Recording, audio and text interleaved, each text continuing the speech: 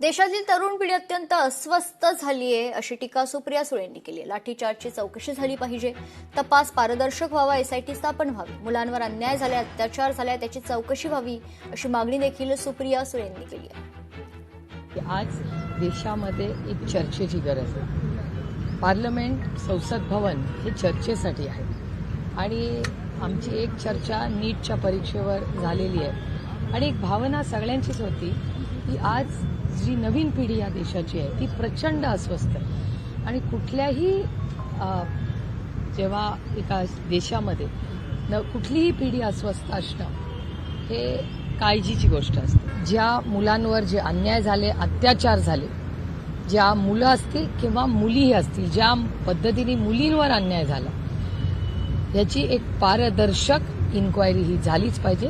आणि नीटचाच पेपर का फुटतो किंवा कोचिंग क्लासेस, तुम्हाला आश्चर्य वाटेल, अनेक कोचिंग क्लासेस असे आहेत ज्यांचे IPO येत आहेत, म्हणजे इतके पैसे झालेत त्यांच्याकडे की आता ते मोठा व्यवसाय करून पब्लिकली लिस्टेड कंपनीज होणार आहेत। मला सांगा, जगामध्ये परीक्षा होतात, जगभरात परीक्षा होतात, तिथे कसा पेपर फुटत नाही, आपलाच कसा फुटतो? मग एकीकडे तंत्रज्ञान, आधार कार्ड सारखा अप्रतिम कार्यक्रम काँग्रेसच्या सरकारमध्ये, UPA मध्ये हा डॉक्टर मनमोहन सिंग साहेबांच्या काळात झाला। आज प्रत्येकाला आधार मिळाला की नाही?